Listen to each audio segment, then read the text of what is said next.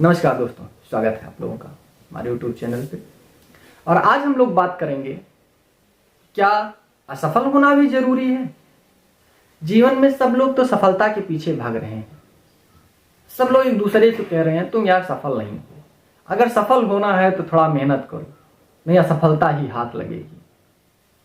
क्या वास्तविक रूप से असफलता इतनी बुरी है? और अगर असफलता इतनी बुरी ही है तो बार बार आती ही क्यों है? और अगर आती है तो लोग उससे सीखना क्या चाहते हैं? बोलते हैं असफलता से सीखो तभी सफलता मिलेगी। तो अगर सीखने के लिए उसके पास कुछ है तो इसका मतलब असफलता भी अच्छी होनी चाहिए। इतना तो है ना कि वो बुरी है। और अगर अच्छी ही है तो लोग उससे डरते क्यों हैं? लोगों के कहने का मतलब है असफल नहीं होना चाहिए, जीवन में सफल हो। आशीर्वाद देते हैं, ईश्वर करे कि तुम जीवन में सफल रहो, अपने उद्देश्यों की पूर्ति करते रहो, तुम अपने उद्देश्यों में सफल हो। क्या हर उद्देश्य जो भी किया जाए अगर सफल हो जाए आदमी तो क्या जीवन सार्थक है? क्या हर उद्देश्य में सफलता बहुत जरूरी है या असफल होना भी बहुत जरूरी है? जहां तक मेरा विचार है, दूसरे का विचार तो नहीं, मैंने कई महापुरुषों के बारे में पढ़ा, देखा, सुना उनके बारे में। अगर वो अपने प्राथमिक उद्देश्य में असफल नहीं होते तो शायद हम उनको ना जानते। एक जाना माना चेहरा है आपके सामने, अगर हम उनका उदाहरण दें, महात्मा गांधी जी का और डॉक्टर अंबेडकर का, दो पैरेलल चीजें हैं। अगर वास्तविक रूप से वो दोनों लोग अपने उद्देश्य में सफल हो गए होते तो हम उनको ना जानते।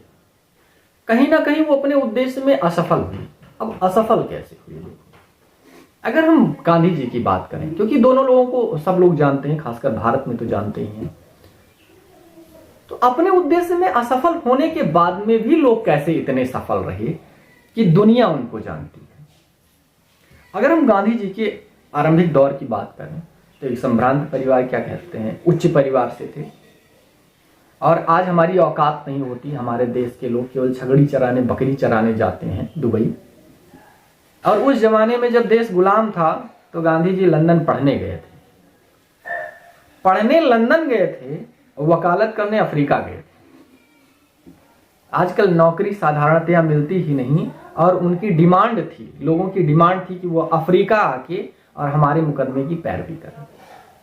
और A1 क्लास की स्तर की उनकी सारी व्यवस्थाएं थी, और वो अफ्रीका गए थे मुकदमा लड़ने के लिए अब्दुल्ला के केस में। तो साधारण व्यक्ति तो थे नहीं, और LLB किया था अगर लंदन से, तो उनका कहीं ना कहीं उद्देश्य था एक अच्छा वकील बनना। तो उन्होंने अच्छा वकील बनने का उद्देश्य बनाया और उस उद्देश्य को पाने के लिए वो तत्पर थे।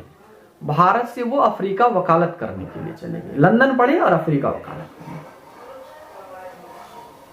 ट्रेन की वो घटना जो सबको पता है, अगर वो घटना ना घटित हुई, उनके वकालत में कहीं बाधा ना पड़ी हुई, अगर वो सफल वकील हो गए होते तो शायद गांधी को हम ना जानते, क्योंकि आज भी बहुत सफल वकील हैं, हमको नहीं पता है। अच्छा वकालत करते हैं, फीस लेते हैं, बड़े आदमी हैं, मकान बनवाए हैं, दुकान बनवाए हैं, मस्ती से रह रहे हैं, गाड़ी में हेलीकॉप्टर हवाई जहाज से घूम रहे हैं।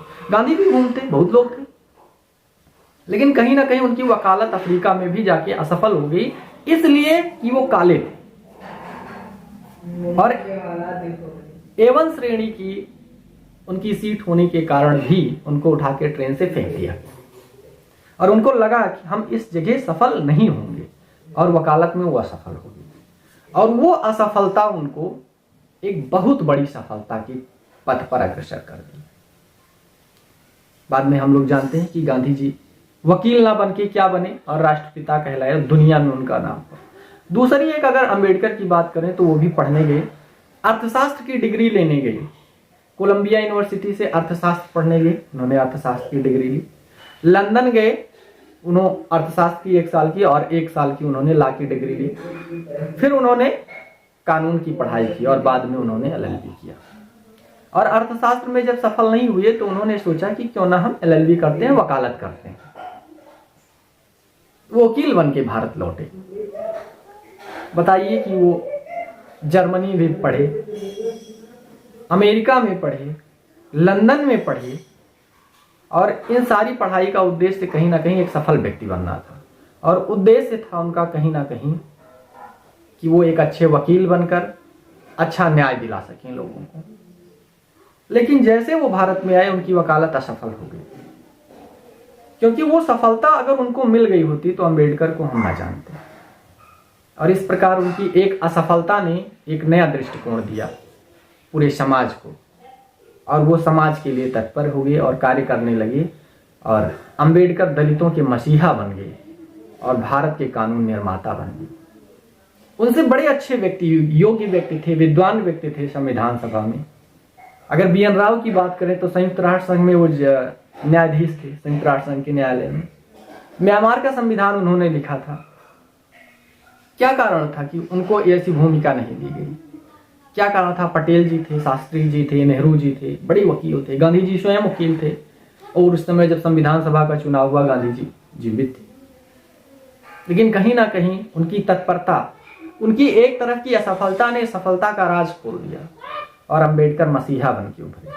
अगर एक और हम उदाहरण दें आपको, अगर धार्मिक तथ्यों में जाएं राम के बारे में, जब राम का राज्याभिषेक हो रहा था तो राम राजा बन जाते, सफल हो जाते, पूरे अयोध्या के राजा थे। लेकिन वो राजा बनने में असफल हो गए, और एक राजा से वो, उनकी एक असफलता ने एक राजा से उनको भगवान बना दिया। राजा नहीं बन पाए वो। अगर राजा बन गए होते तो इतिहास में वो दर्ज होते या आख्यानों में दर्ज होते, लेकिन एक असफलता ने उनको राजा न बनाकर भगवान बना दिया। कई लोगों की, अगर हम बात करें एपीजे अब्दुल कलाम की, तो एपीजे अब्दुल कलाम एनडीए की परीक्षा देने गए, फेल हो गए और आत्महत्या करने जा रहे थे। वो असफलता को सहन नहीं कर पा रहे थे, क्योंकि लोग कहते हैं कि वो अपनी बहन के जेवर बेच कर गए थे। असफल हो गए, परीक्षा में फेल हो गए। उन्होंने सोचा कि अब तो जीना निरर्थक है, कोई अर्थ ही नहीं है, यह असफलता तो जीवन में पीछा ही नहीं छोड़ेगी, तो करेंगे क्या।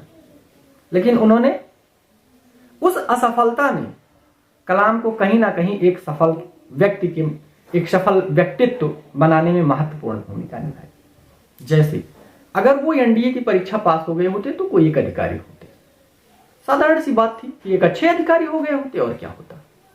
लेकिन वो एनडीए की परीक्षा पास नहीं हो पाई और वो वापस आए, और उनका फिर से जो सफलता का उद्देश्य था वो नहीं मिला, उद्देश्य में वो असफल हो गए। लेकिन ईश्वर ने उनके लिए कुछ और लिखा था, और बाद में आप देखते हैं कि अब्दुल कलाम जब नए रास्ते पे चले तो मिसाइल मैन के रूप में उभरे, और दुनिया को, खासकर भारत को उस समय एक ऐसी तकनीक दी उन्होंने जिससे दुनिया में भारत का परचम लहराया। बाद में राष्ट्रपति के रूप में उनका कार्यकाल भी अद्भुत रहा। अगर और एक विद्वान की बात करें हम, स्वामी विवेकानंद की, स्वामी विवेकानंद कभी नहीं धार्मिक क्षेत्र में जाना चाहते थे, उनकी धार्मिकता में कोई रुचि ही नहीं थी। वो भी पढ़ लिख के एक साधारण से नौकरी करना चाहते थे, अपने जीवन निर्वाह करना चाहते थे, परिवार को पालना चाहते थे। कहीं ना कहीं उसमें वो सफल नहीं हुई, और रामकृष्ण परमहंस के शिष्यत्व में वो जाकर, वो गए नहीं बल्कि रामकृष्ण परमहंस उनको पकड़ के ले गए, एक तरीके से समझा जाए। उनके जीवनीकार ने लिखा, उनकी इच्छा नहीं थी। हाँ, वो गाते अच्छा थे, भाषण अच्छा देते थे, पढ़ने में तीव्र थे, कुशाग्र बुद्धि के थे। रामकृष्ण परमहंस को दिखा, उनको नहीं दिख रहा था। विवेकानंद ये नहीं चाहते थे हम धर्मगुरु बने या हमारे पास इतनी बौद्धिक क्षमता है। वो तो एक नौकर बनना चाहते थे, साधारणतया नौकरी करके, और अपनी जीविकोपार्जन करना चाहते थे, परिवार चलाना चाहते थे। लेकिन उसमें वो सफल नहीं हुई, और रामकृष्ण परमहंस ने उनको एक ऐसी दिशा दी कि दुनिया में हिंदुत्व का जो परचम है वो आज तक उनके नाम पे लहराता है। तो कहने का मतलब मेरा ये है कि असफल होना भी एक सौभाग्य है। जितने लोग आप देख रहे हैं, बहुत सारे लोग ऐसे हैं जो कहीं ना कहीं प्राथमिक चरण पे असफल हुए हैं, और शायद उस बिंदु को उन्होंने छोड़ भी दिया है। हमारे यहाँ क्या होता है, एक बार परीक्षा फेल हो जाते हैं, हम 13 बार वही परीक्षा देते हैं। भाई पास होना है तो यही होना है। अरे कम से कम ढूंढो मेरे भाई कि तुम्हारे लिए लिखा क्या गया है, तुम्हारे अंदर है क्या। एक परीक्षा दे रहे हो लगातार, फिर भी वही परीक्षा देते जा रहे हो, तुम्हारे लिए कुछ इंतजार कर रहा है, इससे काफी अच्छा। ऐसे महापुरुषों का मैंने उदाहरण देखा है। कभी भी एक परीक्षा अगर एक बार, दो बार, तीन बार फेल हो रहे हो, ये समझ लो कि इससे बड़ा कोई इंतजार कर रहा है तुम्हारा। बस केवल तुम अपने अंतरात्मा में झांक के देखो कि वो है क्या चीज। आपका जीवन उसी असफलता से समाप्त नहीं हो रहा है, क्योंकि वो असफलता नहीं है, कहीं ना कहीं आप गलत दिशा में हैं। आप प्रयास कर लीजिए, लोग प्रयास करते हैं, एक बार फेल हो गए, दो बार, तीन बार, कर लीजिए प्रयास, ठीक है। हो सकता है कि जैसे अब मैंने कहा कि हाई स्कूल में असफल हो गए तो कुछ दूसरा देख लो, अरे मत देखो, एक बार और ट्राई कर लो। लेकिन अब कहो हम 13 बार हाई स्कूल की परीक्षा अगर फेल होते रहे और परीक्षा ही देते रहे, क्योंकि भाई हमको पास होना है हाई स्कूल, अरे नहीं पास होना है, छोड़ दो हाई स्कूल। हाई स्कूल पास होके ही जीवन निर्वाह नहीं होगा, जो नहीं पढ़े हैं उनका भी जीवन निर्वाह होता है। लोग एसएससी देते हैं जब तक उम्र ना बीत जाए, यूपीएससी देते हैं जब तक उम्र ना बीत जाए। अरे भाई हो सकता है यूपीएससी से अच्छा तुम्हारे लिए कुछ लिखा हो, एक बार कोशिश तो करके देखो तुम्हारे लिए है क्या, तुम किस क्षेत्र में उत्कृष्टता हासिल कर सकते हो। स्वयं से एक दिन बात करो ना।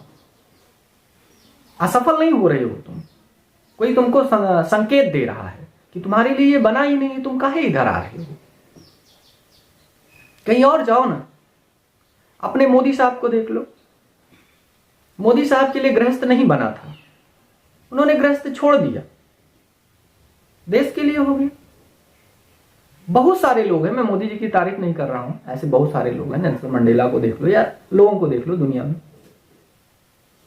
तो जिसमें आप असफल हो रहे हो, कहीं ना कहीं संकेत दे रहा है, वो असफल नहीं हो रहे हो, संकेत ये दे रहा है कि तुम कुछ और कर सकते हो, ये तुम्हारे लिए नहीं है, इससे अच्छा है तुम्हारे लिए। हमारे एक मित्र हैं, मैं लगातार कुछ परीक्षाएं दिया, फेल हो गया, तो कहा करते थे कि कुछ शायद आपके लिए बहुत बड़ा इंतजार कर रहा है, और मैं तब ऐसे मजाक में ले लेता था, और मैं भी उनके लिए कुछ ऐसे कहता था, भाई हमारे लिए कर रहा है तो आपके लिए भी कर रहा होगा। और आज दोनों लोग कहीं ना कहीं अपने प्राथमिक उद्देश्य में सफल हैं। हो सकता है कुछ और हो मेरे भी लिए, लेकिन आज प्राथमिक उद्देश्य में हम सफल हैं।